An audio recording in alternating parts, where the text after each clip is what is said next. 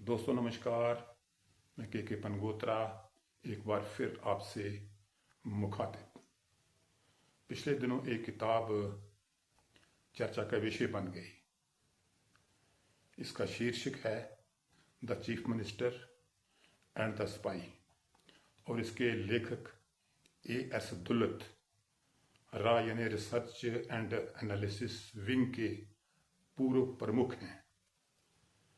ये किताब 2019 में धारा 370 को निरस्त करने संबंधी फारूक अब्दुल्ला के कुछ बयानों को लेकर विवादों में है।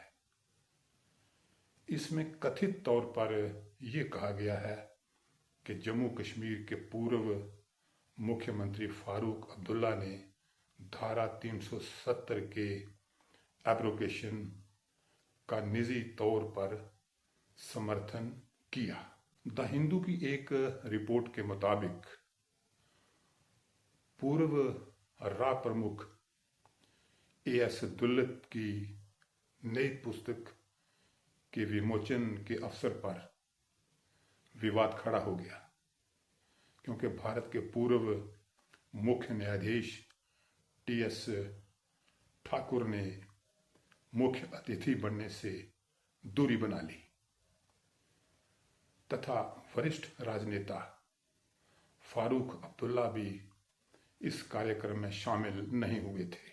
19 अप्रैल 2025 को प्रकाशित रिपोर्ट में फारूक अब्दुल्ला के हवाले से कहा गया है, वह यानी दुल्लत अपनी किताब की बिक्री बढ़ाने के लिए सस्ते हथकंडे अख्तियार कर रहे हैं। ये किताब गलतियों से भरी पड़ी है। अगर वह मुझे अपना दोस्त मानते हैं और ऐसी गलत बातें लिखते हैं तो ये दुखद है। फारूक साहब के हवाले से द हिंदू में ये छपा है। इस पर मुख्यमंत्री उमर अब्दुल्ला साहब ने भी खासी नाराजगी दिखाई है। दुल्लत साहब की आदत है वो किताब बेचने के लिए सच का साथ नहीं देते। पहली किताब में भी उन्होंने किसी को नहीं बख्शा। इस किताब में भी फारूक साहब को नीचा दिखाने में उन्होंने कोई कसर बाकी नहीं रखी। वो कहते हैं कि जब इस तरह के दोस्त हों तो दुश्मनों की कोई जरूरत नहीं है। पूर्व मुख्य न्यायाधीश साहब ने दुल्लत जी को विमोचन कार्यक्रम में शामिल नहीं होने संबंधी एक पत्र भी लिखा था। पूर्व न्यायमूर्ति टीएस ठाकुर साहब के हवाले से लिखा गया है, हालांकि मैंने विमोचन समारोह में भाग लेने के लिए आपके निमंत्रण को स्वीकार कर लिया था, लेकिन कल यानी बुधवार ही मैंने आपकी पुस्तक के कुछ हिस्सों को लेकर प्रिंट और इलेक्ट्रॉनिक मीडिया में राजनीतिक तूफान उठते देखा है, विशेष रूप से उन हिस्सों को लेकर जिसमें कुछ बयानों का क्रेडिट अब्दुल्ला को दिया गया है, जिन्हें आप सराहते हैं और एक मूल्यवान मित्र मानते हैं। उन्होंने पत्र में कहा, मैं ऐसी पुस्तक का प्रचार या समर्थन करते हुए नहीं दिखना चाहूंगा जिसे उसी व्यक्ति ने अस्वीकार कर दिया है जिसके बारे में वह लिखी गई है।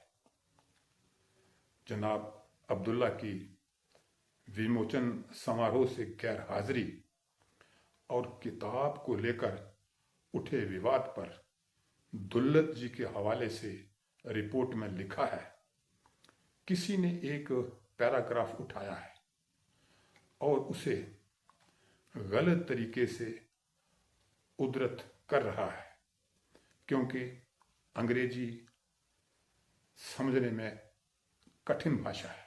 ये फजूल की बातें हैं, किताब पूरी पढ़नी चाहिए।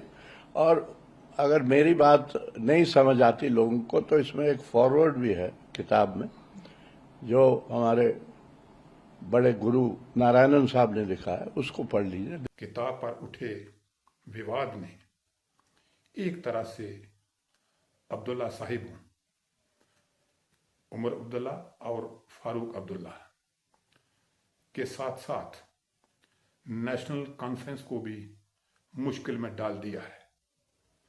विरोधी दल के रूप में पीपुल्स डेमोक्रेटिक पार्टी और पीपुल्स कॉन्फ्रेंस नेका सरकार पर सियासी हमलावर हो गई है।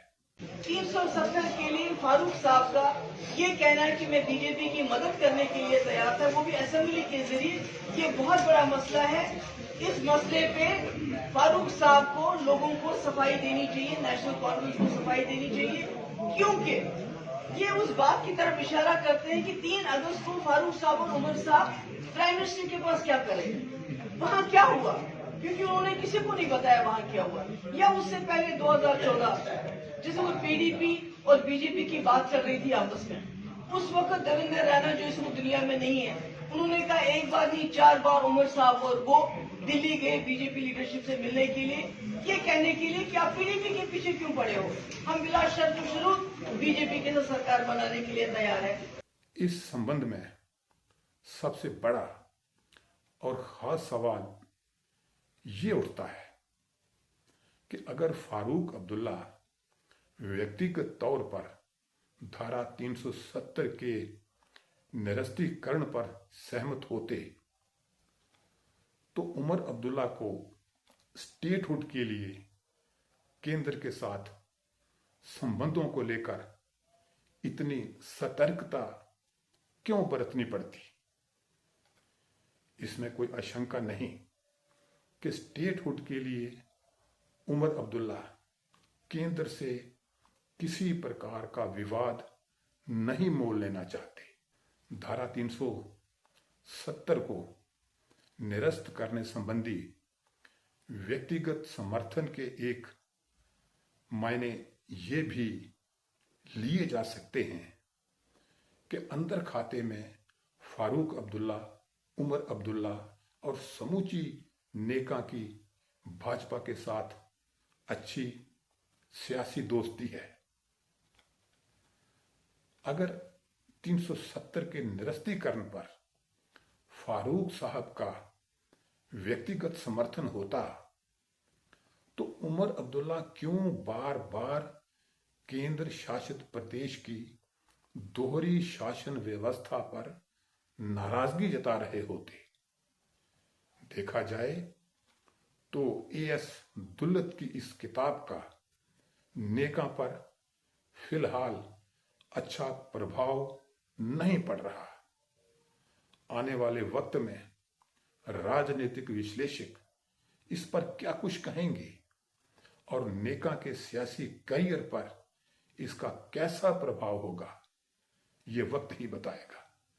लेकिन इस किताब ने नेशनल कॉन्फ्रेंस को मुश्किल में जरूर डाल दिया है। तो दोस्तों,